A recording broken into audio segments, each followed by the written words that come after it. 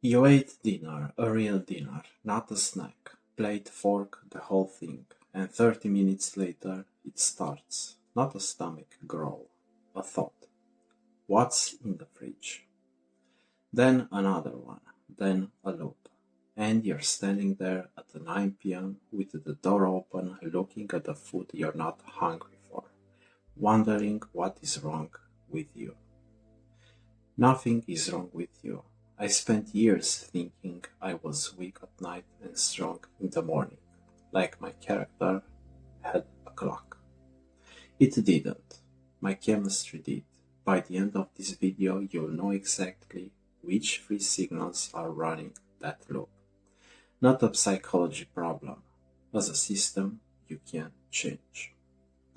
There's a name for this now. Researchers call it food noise. Not hunger, not appetite, noise.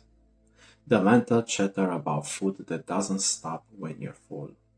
The voice that says maybe just one more when your stomach is already done.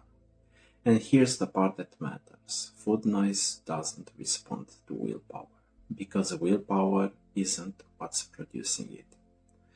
I'm not a therapist, I'm not a dietitian. I'm an engineer. I reversed prediabetes on my own at 40. No medication, no calorie counting. And I'm 45 now, 20 kilos down, still holding. I didn't do it by getting stronger. I did it by finding the inputs. Here's what almost nobody explains. Your brain doesn't decide to think about food. Your brain responds to signals. And those signals have almost nothing to do with how much you just ate. They have everything to do with conditions you built hours earlier. The problem was not what I ate at 9 p.m. The problem was the state I arrived at 9 p.m. There are three signals driving that loop, and the first one wasn't set today. It was set yesterday. Signal 1, ghrelin, and it has a clock. Ghrelin is your hunger hormone, but it isn't random, it's rhythmic. Your body doesn't release it when you run out of fuel. It releases it on schedule, and that schedule gets trained by when you ate before. Eat at 9 p.m. for 2 weeks and your ghrelin starts arriving at 8:45. On time.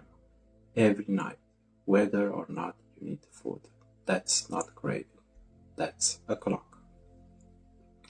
And it isn't just one clock. Your liver has a clock. Your pancreas has a clock.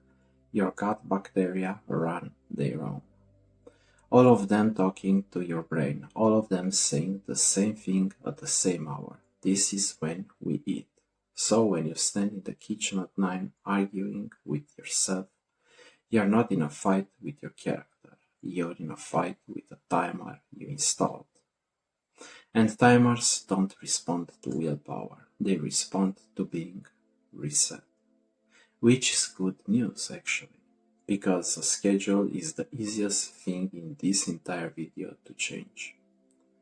But that alone won't quiet it, because the second signal doesn't care what time it is. Signal number 2, dopamine, and it's not what most people think. You've heard dopamine called the pleasure chemical, the reward. That's not quite right. Dopamine isn't mainly about the reward. It's about the anticipation of the reward. Your brain releases it before the food, during the thought, during the walk to the kitchen, during the debate. The debate itself is the hit.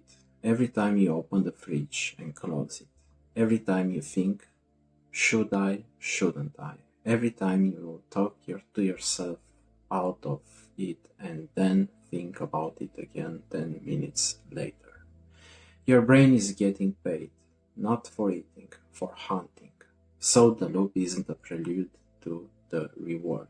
The loop is the reward, which is exactly why it repeats and why resisting harder makes it louder, not quieter. Resistance is just more rehearsal. That's the part that kept me stuck for years. I thought the thinking was the problem. I had to fight it. The thinking was the payoff. You don't beat that by arguing better. You beat it by not opening the argument. In about a minute, I'll give you 3 changes you can make tonight.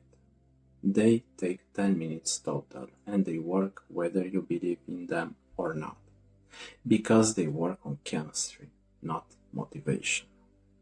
Before that, if you want the whole thing on one page, comment the word food below and I'll send you my 10-minute night reset card. It's free, no course, just the card. Common food and it's yours. Signal free isn't a hormone, it's the conditions, and this is the one you have the most control over. Because by 9 p.m. you've made a few thousand decisions. Every one of them drew from the same account. And a depleted brain doesn't choose, it takes the fastest reward in the house. So here are 3 changes, small, system level, not a diet. 1. Move your protein earlier, not more protein earlier. Get real protein in before 1 p.m. That flattens what happens at 3. And 3 is what decides 9. Most people try to fix the evening in the evening. The evening was already decided. 2. When the noise starts, don't argue. Name it. Out loud if you're alone. That's a dopamine rehearsal, not hunger. Sounds too simple, it isn't. Naming the signal separates you from it. You stop being the craving and start being the person observing it. And observation doesn't fit the loop the way debate does. 3. Replace the 9 p.m. ritual with a 5-minute reset, not resistance, replacement. Cold water on your face, 2 minutes of slow breathing, a walk to the end of the street and back.